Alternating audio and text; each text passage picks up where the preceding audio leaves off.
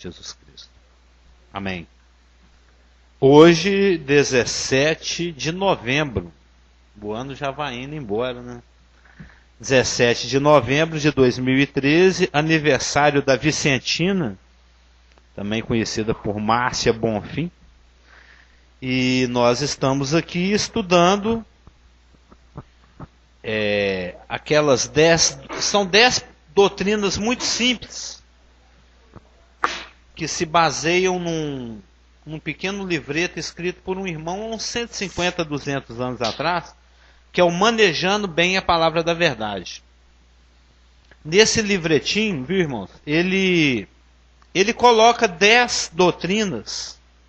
São doutrinas muito básicas e são doutrinas que nos ajudam a compreender o corpo maior de revelação que tem na Bíblia.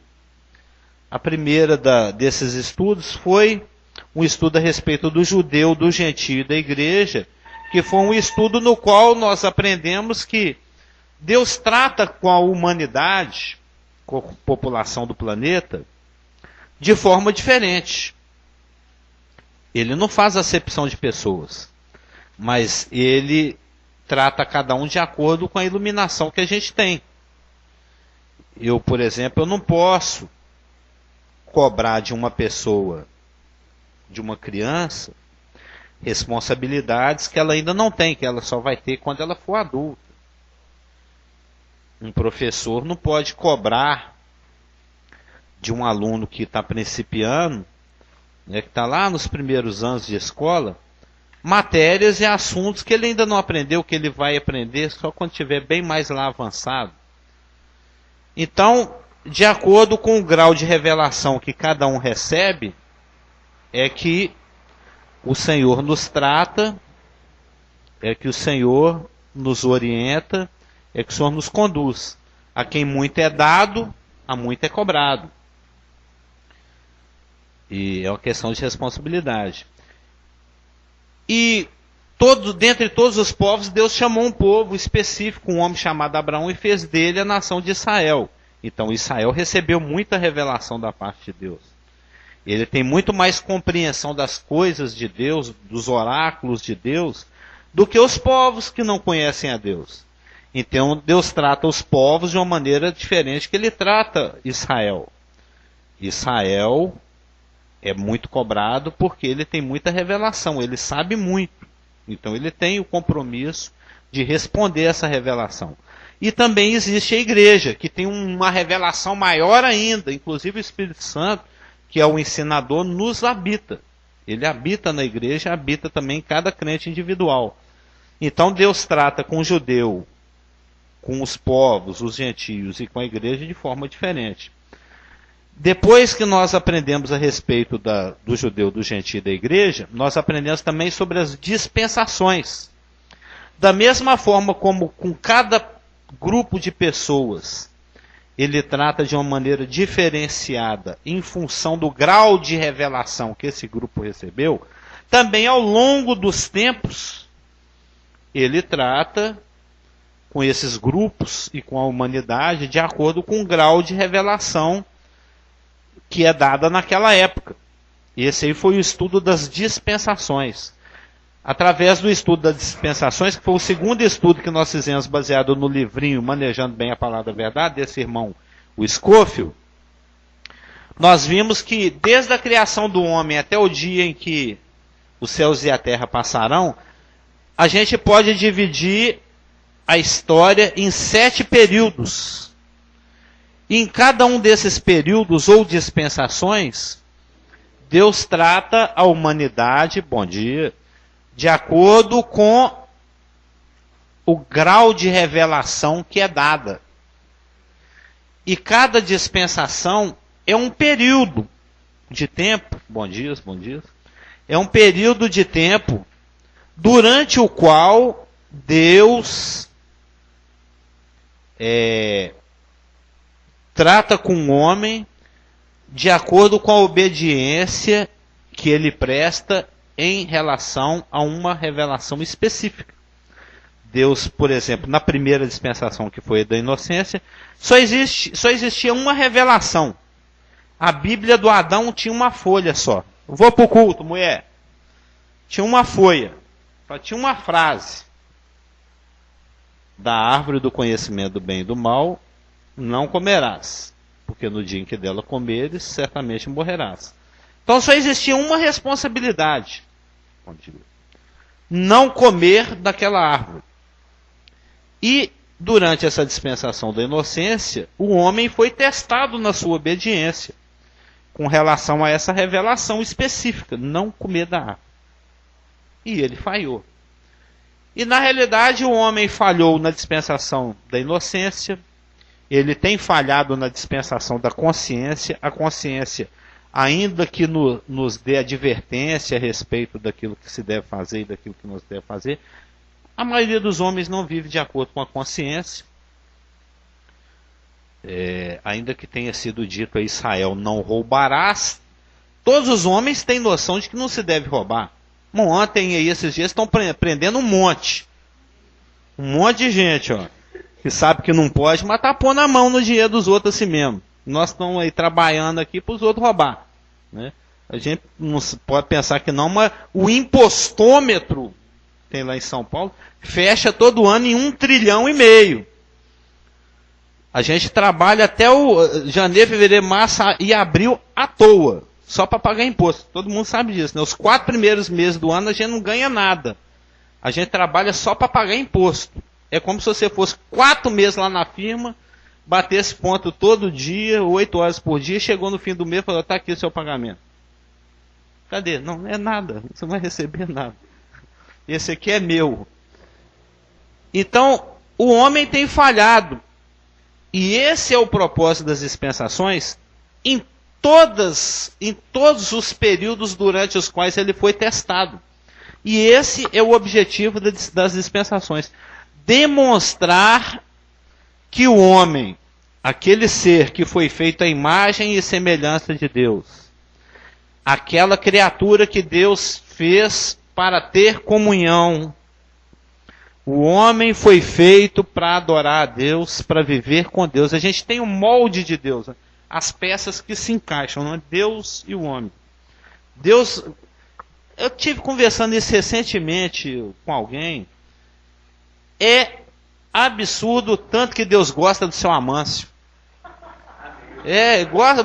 Gosta muito. Ele ama de um ponto que mandou o filho dele, aquele xodó dele, vir aqui morrer no nosso lugar. Não é ama. É incrível, não, é crível o grau de amor que Deus tem por cada um de nós. Bom dia, Dona Geraldo. Dona Márcia, fazendo 20 e poucos anos hoje. Bom dia, Dr. Cliff. Fazendo 20 e poucos anos hoje. A idade está na alegria e na atitude, você sabe, né? Então, eu, por exemplo, tenho 17 para 18. Quiçá 16. Ó. Isso tudo, ela falou. Eu me entendo muito bem com o Filipinho. Acho que eu estou mais ou menos naquele nível ali. Então o homem tem falhado em todos esses períodos durante os quais ele tem sido posto à prova em inocência, em consciência, sob a dureza da lei, debaixo da flexibilidade da graça, no futuro sob o governo direto de Deus, a teocracia, né? Deus presente. Então, e esse é o propósito das dispensações, demonstrar que o homem não vive sem Deus. Nós temos uma dificuldade muito natural, muito grande, de entender João 15:5. A gente não aceita esse versículo, nós não gostamos desse versículo, a gente não quer crer nesse versículo, mas esse versículo é um descanso. É porque a gente olha sempre de um ponto de vista pessoal, de um ponto de vista, então eu estou sendo menosprezado, eu estou sendo subestimado. Mas a palavra fala, observa a profundidade disso. Jesus Cristo está falando para os dele, né, os seus apóstolos e discípulos, e isso se estende a nós. Sem mim nada podeis fazer. A gente não escuta esse versículo, a gente fala assim, sem mim você não pode fazer muita coisa. Sem mim tem algumas coisas que você não consegue fazer. Sem mim tem muitas coisas, mas nada. Será que eu não consigo calçar uma meia? Não. Nada. Sem mim, nada podeis fazer. Isso não é para nos deprimir, isso é para nos dar descanso. Então, eu não consigo fazer nada, mas nele eu consigo fazer tudo, então eu vou deitar nessa rede aí e balangar, eu vou descansar. A gente tem que olhar sobre essa ótica. Vamos descansar nele, porque nele eu posso fazer tudo. O que eu não posso fazer, que é qualquer coisa, eu sou totalmente, absolutamente competente, eu vou lá e descanso nele, e em ele eu faço tudo. E agora nós estamos aqui no nosso terceiro estudo, já estudando. Eu estou fazendo essa recapitulação por causa do Juarez e do Wilton. Wilton é porque eles são os nossos recém-nascidos aqui, né, os novatos na fé.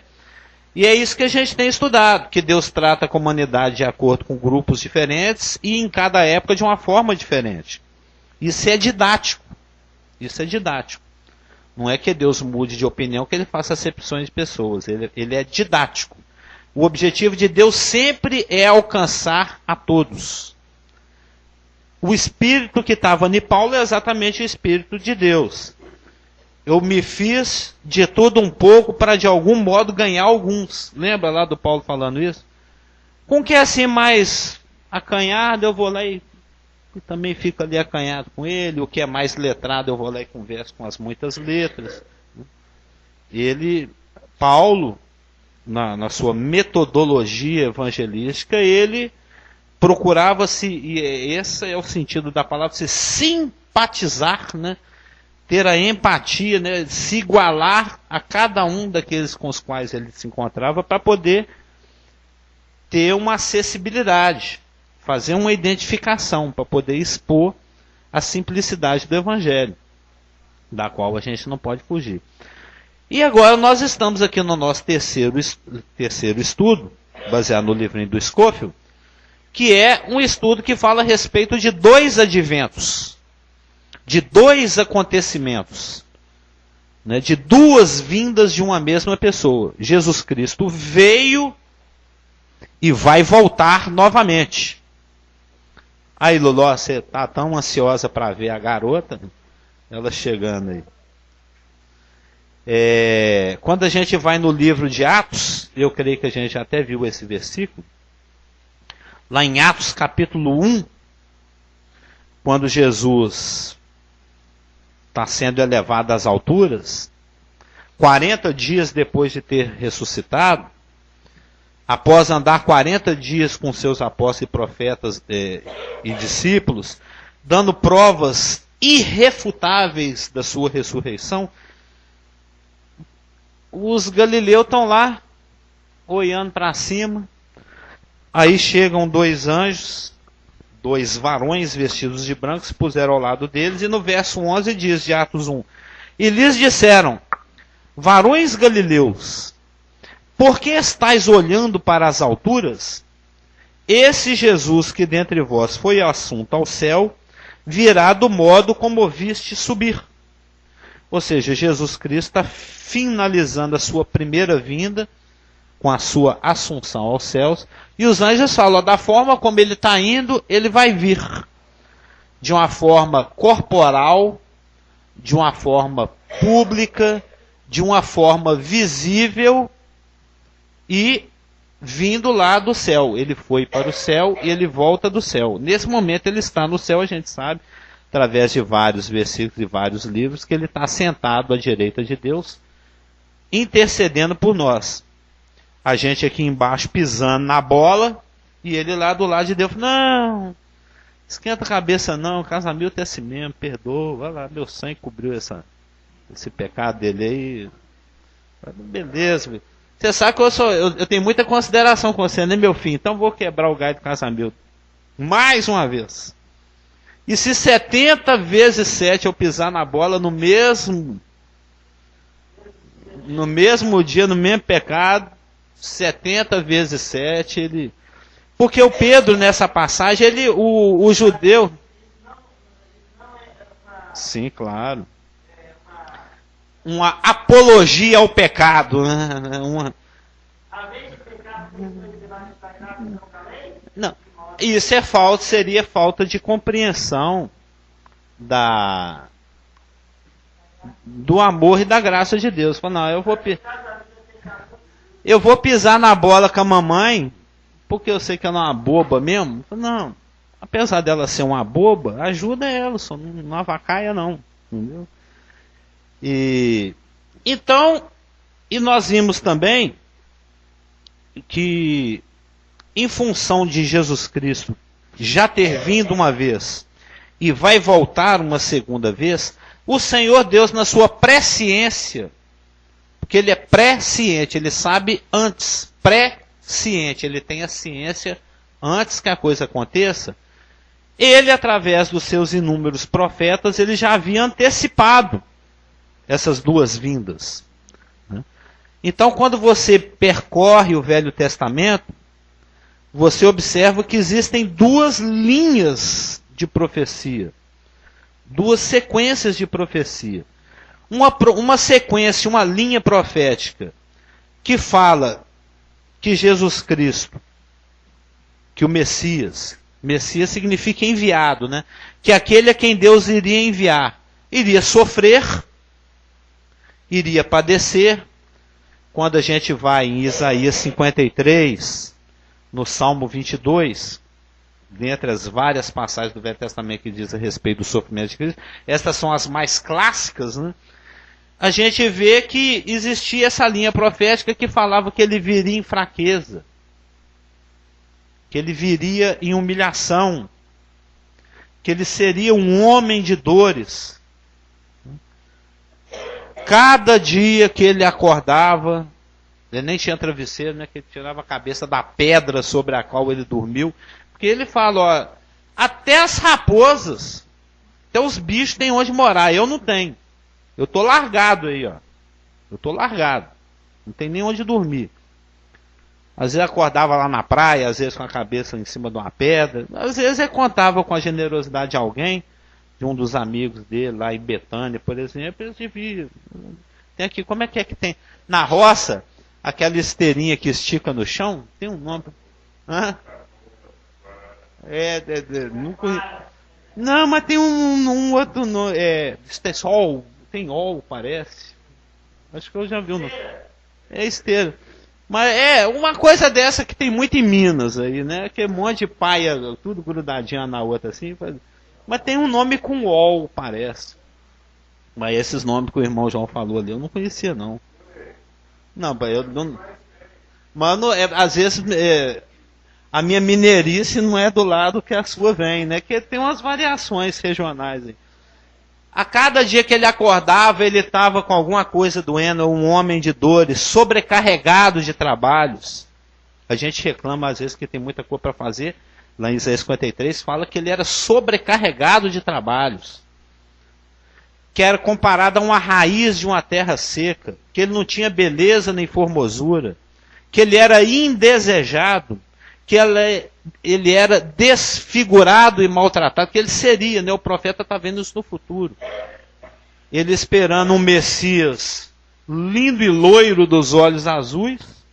Igual eles pintam aí por aí, né? Aquele Jesus parece o do salão, né?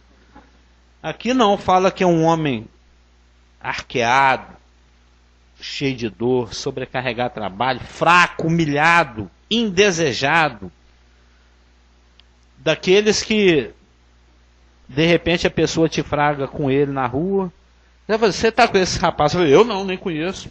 Tem quem quer não. Uma pessoa assim, mal vista socialmente, abandonado pelos homens e por Deus, companheiro de ímpios até na sua morte. Por isso que o judeu, na primeira vinda de Cristo, teve muita dificuldade de receber aquele homem que estava se apresentando como o Messias. Eles questionavam a religiosidade dele, porque a religiosidade do homem, Jesus Cristo, o Messias, não estava encaixada no molde judaico, que tinha muitas tradições.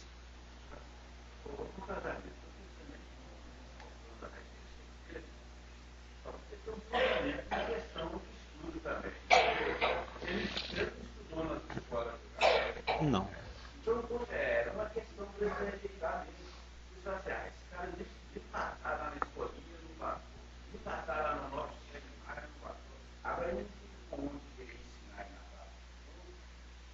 Exatamente. Os rabinos, os mestres de Israel, eles gastavam a vida inteira estudando, escrutinando o Tanar e a Torá. E Jesus Cristo não passou por todos esses mestrados e doutorados e graduações, e quando ele se apresentava e falava, ele falava com mais poder do que os próprios escribas, e isso também causava espanto. Eles ficavam surpresos porque ele falava com autoridade. Os mestres já ficaram tudo babando. O Lucas colheu essa informação diretamente da mãe dele, a Maria, e colocou no Evangelho. Com 12 anos, os mestres tem até quadros renascentistas a respeito disso. Dele lá, né, com aquele dedo papal assim, e os doutores todos ao redor dele. De onde que ele sabe tanta coisa, né? Então existia essa linha profética que falava, que previa, que predizia, que antecipava que o Messias seria alguém inadequado socialmente, rejeitado, humilhado e sofrido. Companheiro de ímpios, andou com a bande a vida inteira. Então, a geração dele questionava a religiosidade dele, questionava a moral dele. Falou, puxa, você anda no meio de endividado. Mateus mesmo, ele foi uma pessoa atrevida em ter escrito esse evangelho, porque ele não tinha aceitação social. Ele fazia parte lá do mensalão da época, né? Se tivesse, na época, aquele juiz lá ia pôr na cadeia, porque vivia metendo a mão, porque o coletor de impostos não tinha salário. Ele prestava um serviço para Roma, voluntário na marra, e ele tinha que ganhar o dele dando uns jeitinhos, né? O caixa 2, o caixa 3, mexendo ali na contabilidade. Então ele não tinha qualificação moral para andar com o Messias. Afora outros e outras, né? Ex-prostitutas, ex-bandidos. Tinha o Zelote, ele era um terrorista, ele era um Bin Laden. Ele andava lá do lado do Bin Laden. Tinha um Simão lá que ele era Zelote, ele fazia parte das quadrilhas, igual tem essa turma lá dos Bascos, essa turma lá da Venezuela que fica tentando derrubar o governo.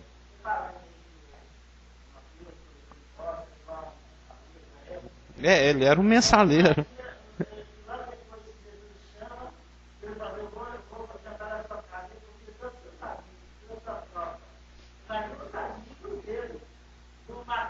Sim.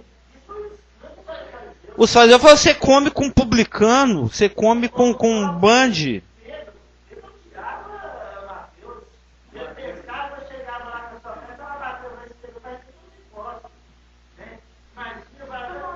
Quanto que você pescou hoje?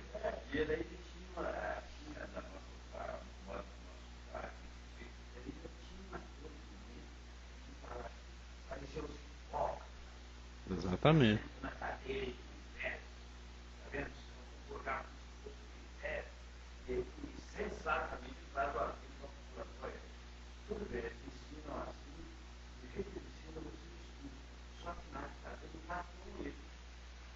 É porque era uma coisa de aparência. Era uma máscara. O Hipócrates, né? Era uma coisa de tampar o rosto.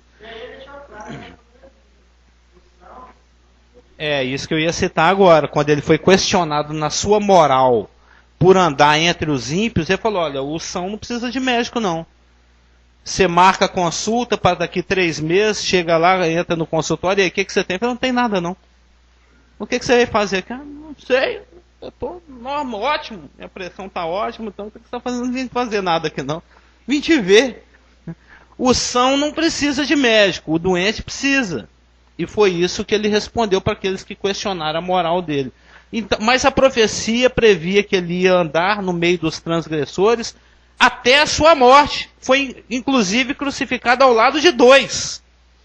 Então foi vida e morte entre transgressores. E isso era inaceitável para a geração que na realidade teve o privilégio de conviver com a pessoa de Jesus Cristo na sua primeira vinda. Eu particularmente morro de inveja.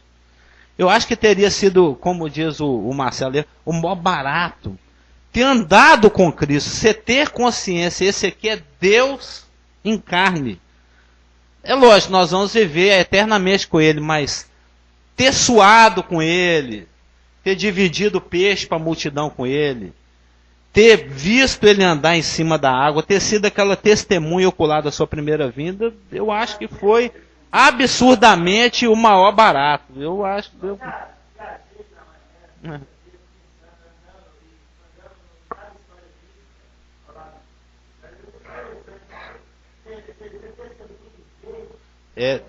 Ter esse privilégio.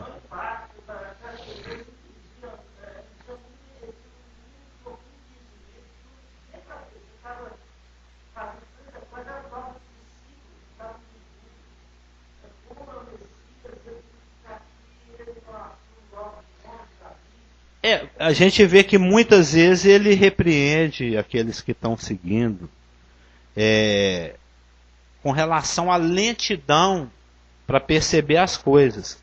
Mas eu penso que a insistência, né, do investimento de Cristo naquelas vidas é que ainda que o entendimento fosse pequeno, muitos, como você já citou muitas vezes, eram até iletrados, era até analfabeto mesmo, mas ele olhava lá dentro do coração, ele percebia uma coisa que é o principal.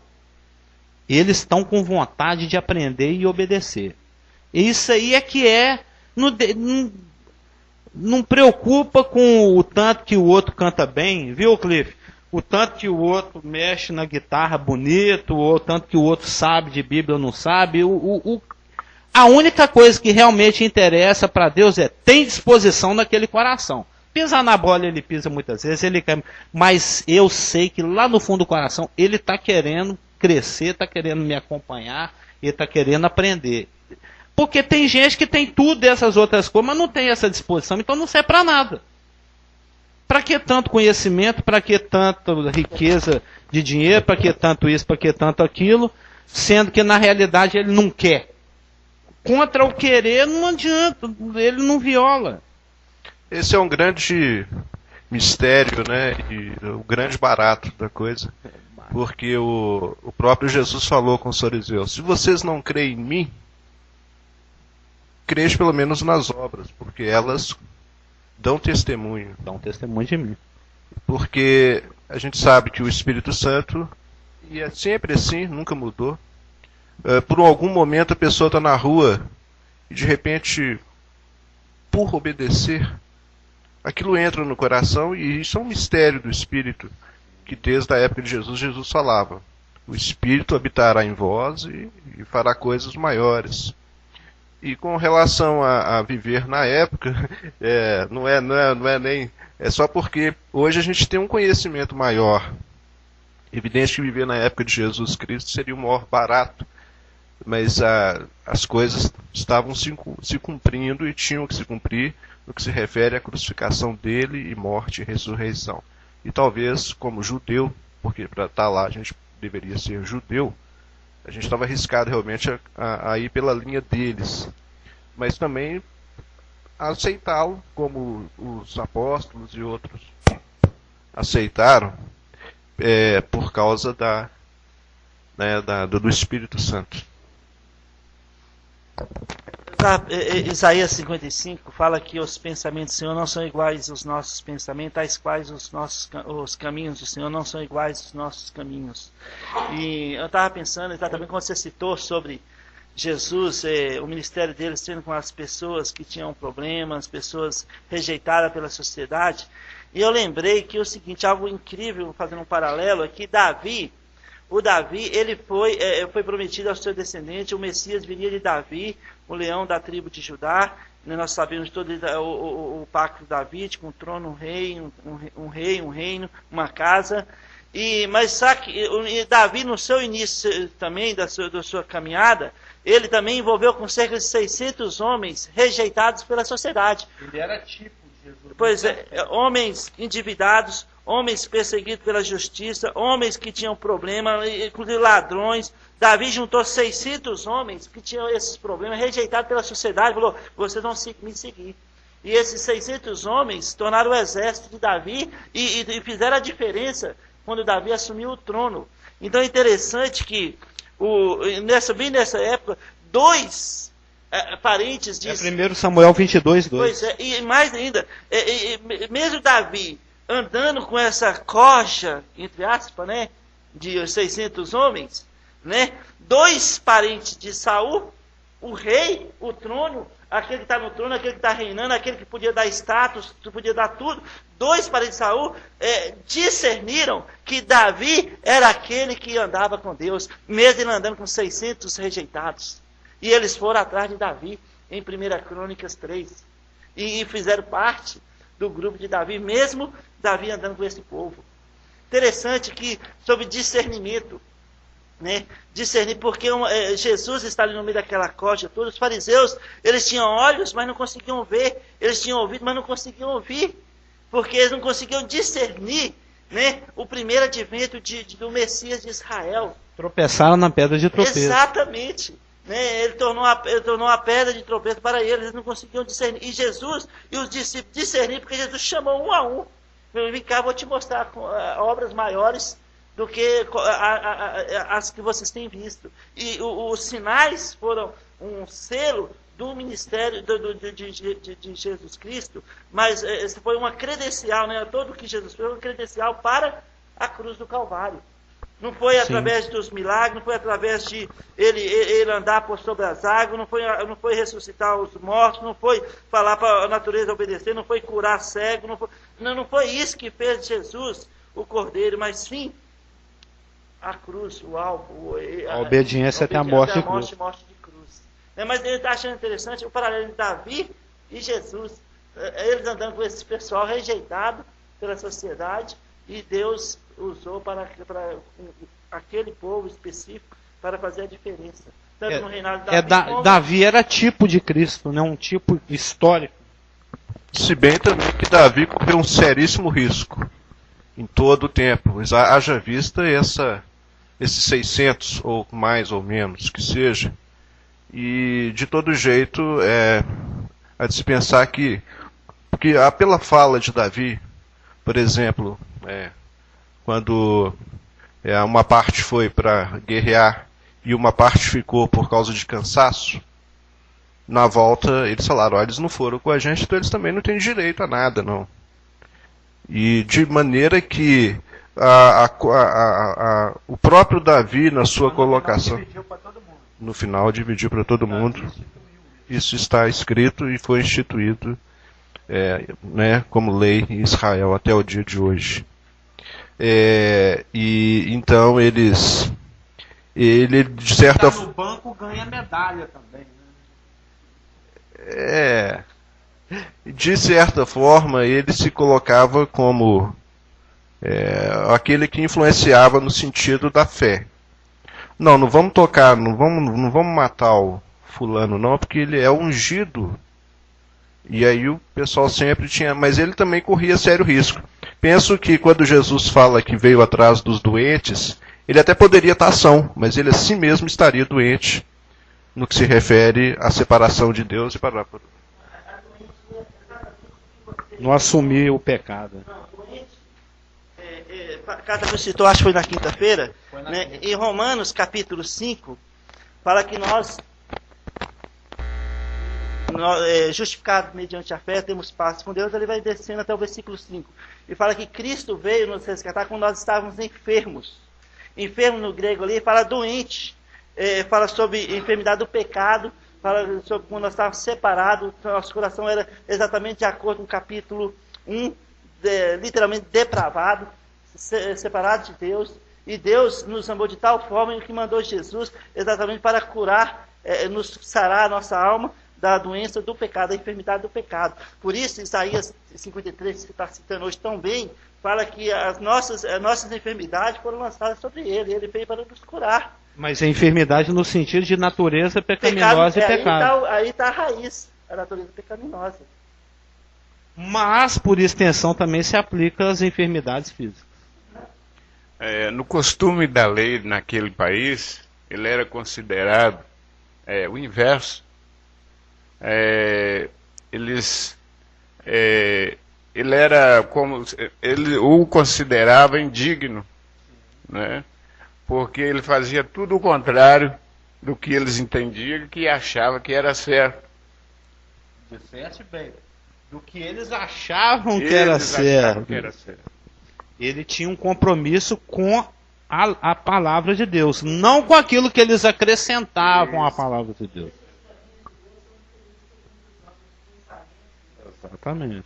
Ele era considerado como um mau exemplo. Certamente. Isso foi Cristo na sua primeira vinda.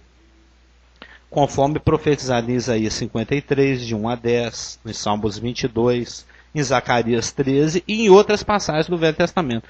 Por outro lado, alguns fariseus sacerdotes disseram que ele, aquele que andava no meio da coisa, era o Messias de Israel. Aí Nicodemo, por exemplo, orava por amor e olha para ele. Eu não tenho mais servido diferente dos meus amigos doutores da lei, né? Mas como eu faço para ser salvo? Mas então, aí ele foi aquele que tirou Jesus da vida. E mesmo ele não tendo feito a escola, né, que eles, doutores, fizeram, ele o reconheceu.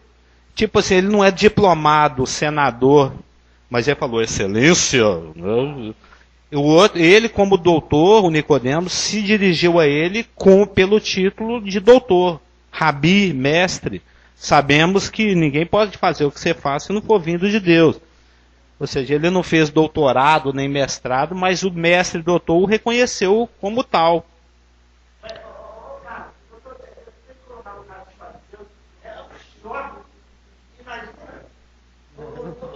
O fariseu, com todo o seu entendimento, com toda a sua sabedoria, com todo o seu doutorado, com toda a sua, todo o seu cuidado, suas tradições carnais, né, com tudo aquilo, aí vem a pessoa totalmente diferente daquilo do nível de santidade que eles pensavam que tinham de ser, e faz tudo diferente, fala, eu sou o Messias, e é um escândalo na mente dele, como pode? E esse vai lá e fala, o que é cego volta a ver, aquele que não conseguia andar, levanta, começa a andar, anda. Era inexplicável. Como pode? Isso, mas sabe como o coração de Deus é tão fantástico? Nossa, Deus é maravilhoso, né? Nós que somos tão pecadores, que não conseguimos o grande amor de Deus para nossas vidas, mas graças a Deus pela obra consumada por Jesus Cristo. É o mó barato. Por isso também houve aquela questão da vida oculta de Jesus durante a sua infância. É evidente que Jesus Cristo, assim como nós, que somos naturais, nós aprendemos também por observação, pelos costumes, pela lei que rege o país ou a comunidade, as regras. E ele era, como é, filho de carpinteiro. E é evidente que talvez se ele tivesse se exposto desde pequeno à publicidade no que se refere à declaração na Bíblia a respeito da sua vida, talvez os fariseus tivessem uma posição, e certamente o povo teria uma posição totalmente diferente, porque aí seria desde pequeno. Evidente que ele teve essa questão quando deixou José e Maria e ficou no templo, e depois de 3 dias o acharam, e os fariseus se maravilhavam, porque, de fato, dentro daquela circunstância que ele estava ali, dentro da sinagoga, naquele momento, naquela leitura, naquele ponto, eles questionaram naturalmente a ele, e ele então em cima desse ponto, mas nunca no sentido de se mostrar acima, talvez equivalente pela colocação que ele fazia, de fato, então, de maneira que eu acho que é por isso também que isso está na sua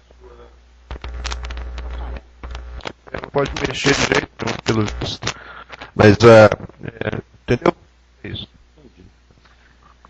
Por outro lado, ainda que existisse uma linha profética no Velho Testamento que falava, que previa um Messias, um enviado, humilhado, né, mal visto, existia também uma outra linha profética que falava de um Messias esplêndido, irresistível, soberano, vencedor.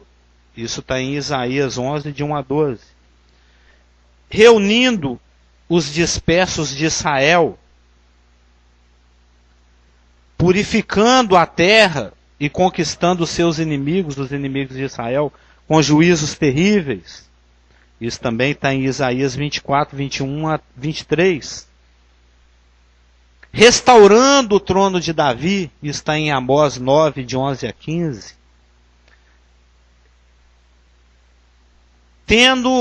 Implantando um reino e um governo com uma glória maior até do que a glória de Salomão. Isso está em Miqueias 5, de 4 e 5. Isso também está em Salmos 24, 7 a 10. E introduzindo um reino de perfeita justiça. Isso está em Jeremias 23, de 5 a 8. Aí, de acordo com 1 Pedro 1,11, os profetas ficavam perplexos. 1 Pedro 1, 10 e 11 fala que os profetas indagavam e inquiriam após investigar atentamente aquilo que eles mesmos receberam como revelação, aquilo que eles mesmos tinham acabado de escrever. Quais seriam essas circunstâncias que estavam sendo indicadas pelo Espírito de Cristo que estava neles, que de antemão estava dando testemunho tanto desses sofrimentos, prevendo esse Messias humilhado, sofrido e rejeitado, como também das glórias que iam seguir. Um Messias esplêndido, irresistível, soberano, vencedor, conquistador, implantando um reino, reerguendo o tabernáculo de Davi, trazendo novamente o governo monárquico davídico, inclusive estendendo a glória desse governo monárquico, que teve o seu auge na época de Davi e de Salomão. Ambos foram tipos de Cristo, né? Davi principalmente na sua humilhação e Salomão na sua exaltação. Um reino de perfeita justiça, de paz e várias outras coisas que nós estamos estudando lá na casa do pastor toda quinta-feira às 20 horas. Eles não entendiam como um Messias, alguém que Deus está nos enviando, pode ser rejeitado, sofrido, desqualificado dessa forma, e ao mesmo tempo ser exaltado, soberano, irresistível, vencedor. Aí fica por conta de você confiar que Deus é confiável ou não. Em todas as épocas, Deus trabalha com o nosso coração, com o coração do homem, dessa forma. Ou você crê que ele seja uma pessoa estável, confiável, digna de crédito, ou não. Porque se você for olhar para a circunstancialidade, se você for olhar para o que está acontecendo, se você for olhar ao redor, Deus é mentiroso. Não dá para confiar. Eu gosto de ler o Mananciais no Deserto, não sei se os irmãos conhecem, é um livro de devocional. No dia 13 lá, eu li um devocional que eu achei fantástico. Realmente me deixou balançadíssimo, me deixou bem impactado. Porque o Abacuque, ele tinha revelações que acrescentavam em cima de outras revelações que já haviam sido dadas, inclusive por Isaías, que viveu uns 100 anos antes dele, e outros profetas, que falavam a respeito da glória de Israel como uma nação exaltada por Deus. Ele sobe no alto de uma montanha para fugir das pedradas e das flechadas, ele olha lá para baixo, ele vê um rei ímpio e idólatra destruindo Jerusalém e o templo. Eu falo, ó Deus, se for ver mesmo, pelo que eu estou vendo aqui, o Senhor é mentiroso. O Senhor previu uma coisa, o Senhor fala uma coisa e está acontecendo outra. Mas eu vou ficar com você assim mesmo. Eu vou continuar crendo, ainda que a videira está murcha, que a vide, que o bezerro, que a vaca, está tudo indo para o beleléu, literalmente, né? Ainda que a vaca esteja indo para o brejo, eu vou continuar crendo em ti, que o justo vive pela fé. Isso foi o caso de poucos naquela geração, como o pastor citou. Teve muitos que, ainda que os olhos mostrassem uma coisa, eles preferiam ficar com o que está escrito. É assim no nosso dia a dia, na nossa vida.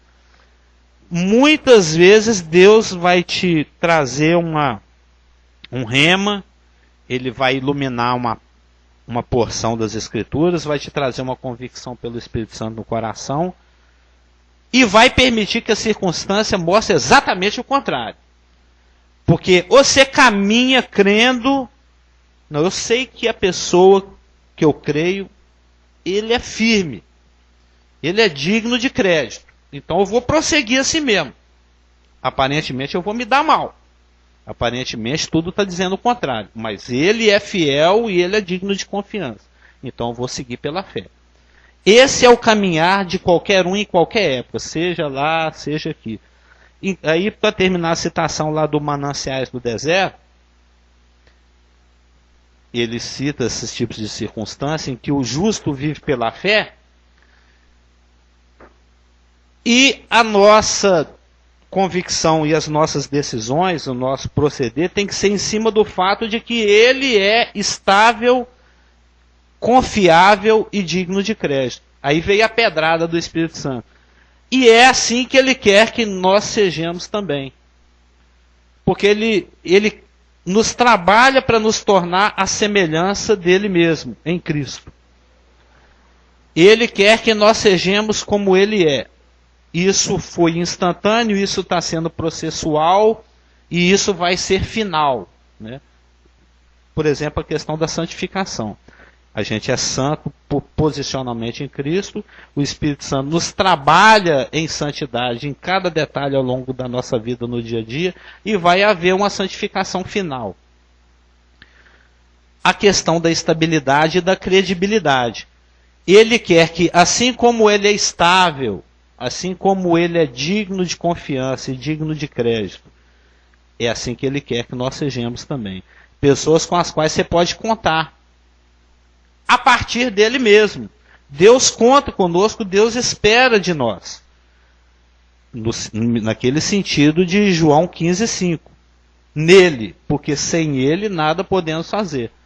Então, a chave para não ficar confuso com duas vindas de Cristo é descansar e confiar no fato de que Deus sabe o que ele está fazendo. Mesmo porque hoje é fácil para nós, que nós sabemos que, na realidade, tudo isso que estava revelado, sofrimento e glória, está separado por um espaço de tempo, que nós vivemos nele hoje, que é o hiato da igreja, né, o parênteses da igreja. Mas eles não sabiam disso. Mas nem precisavam saber, bastasse que eles descansassem em Deus e vivessem pela fé. Alguns o fizeram, outros não fizeram. Eu fico pensando é tão impressionante essa coisa da fé. É uma explosão, literal. Você Realmente falar uma qualquer bomba. coisa, menos explosão. É uma verdadeira bomba de Hiroshima. Porque você vê Abraão. Ele chega para Abraão e fala: olha, dos seus lombos vai sair uma nação que vai ser abençoada, porque eu estou te abençoando. E ele demonstra isso até quando está vigiando aquelas metades que estão no chão. Ele cobre a parte. Além de fazer, ele ainda cobre. É o versículo que impressiona que ele fala que ele crendo contra a esperança. Crendo contra a esperança. De maneira que... Porque aí ele vai e pisa na bola. É esperando contra a esperança. Isso é interessantíssimo, isso é muito interessante. Quer dizer, beleza, então tá, eu tenho fé em ti, porque o Senhor está conversando comigo. Já é a primeira, é a abertura. Eu creio, eu acredito. Mas aí vem a mulher que era estéril. Mesmo, é Romanos 4:18. Abraão, esperando contra a esperança, creu. Aí, de repente, vem a mulher que é estéril. E aí ela fala, não. Ele era amortecido. Amortecido. É tão interessantíssimo isso, né? E ele tem que acreditar muito. Tem que acreditar. É realmente uma coisa que a gente não imagina de explosão, porque é de dentro para fora. Explode o cara. Eu fico vendo esses filmes às vezes de terror que entra lá dentro e começa a sair tudo pra fora. É violento. É violentíssimo. E aí vem a Sara e fala, não. Mesmo você vê o filme terror e pensa na fé. Não é? Você vai ter um filho daqui a um ano. Vem cá, ô minha serva. Deita com ele. E aí começa, Agar, e aí começa aquela confusão. Toda vez que Deus se mostrava, ele realçava ele a preparando o incapacidade. testamento para pôr no nome do Eliezer, né? Já toda vez que ele chegava para uma pessoa, a pessoa estourava no sentido de tudo de mal. Ficava mais e mais. E aí, se não fosse a grandeza de Deus para cobrir isso, e manter e cumprir como hoje se vê, o que está escrito, coloca para fora. É só um comentário. Amém. Eu não sei se eu vou conseguir expressar dentro daquilo que você falou, né? Às vezes tudo que a gente está olhando está vindo contra. Tudo que acontece em volta leva a gente a falar assim, puxa vida, mas Deus é mentiroso. Não vou nem buscar no passado. Eu vou buscar em mim mesmo, que eu comecei a estudar a palavra, fui estudando a palavra, fui olhando a palavra, e o que eu podia enxergar na palavra? Era aquilo que a carne pode enxergar. Eu não enxergava aquela parte espiritual. Então eu, falar, mas que coisa, senhor? Está escrito desse jeito, e comigo está acontecendo desse jeito. Está escrito desse jeito, e comigo está acontecendo desse jeito. Ao contrário daquilo. E às vezes eu converso com a minha esposa, eu converso com o senhor João, e eu falo assim, filho, se formos fazer um apanhado aqui, daquilo que às vezes nossos olhos carnais podem ver, dentro daquilo que o mundo apresenta como se esse aqui é o de Deus, eu falei, nós estamos muito longe de Deus. Então, por quê?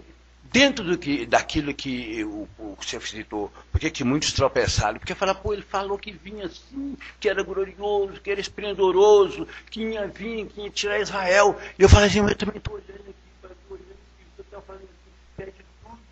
Eu peço a menor coisa, o Senhor não me dá a menor coisa que eu estou pedindo. O Pai, eu estou abrindo mão de casa, de carro, o Pai, eu só quero ser um vaso na mão do Senhor. Ele fala assim, vaso você é, mas por enquanto eu vou te usar assim como vaso fraco, para coisa que você não espera. Porque eu tenho coisas para santificar, que é através disso. Então muitas vezes nós pegamos esse passado do Espírito, mas a explicação que se deu mostra bem a nossa realidade também hoje. Hoje é verdade. É uma verdade eterna. E aí eu sempre digo para minha esposa, e também conversando com o Sr. João, eu sempre digo, Sr. João, se Deus sabe falou, filho, eu não posso estar certo. Eu posso estar enganado em entender as coisas de Deus. Mas se Deus é verdadeiro, Ele falou, Ele sabe, Ele está certo, e eu estou errado, e só me resta uma alternativa. E eu tenho que crer no que Ele falou. Como diz o outro, falou, tá falado, né? E com isso nós encerramos esse estudo das duas vindas. Eu creio que não é um assunto muito complexo, não é um assunto muito difícil, mas que os irmãos percebam que tudo depende da fé. Assim como em qualquer outra doutrina. É o caso aqui das duas vindas de Cristo. Ele veio e voltará. E a gente vai celebrar isso na ceia hoje. Amém? Podemos orar?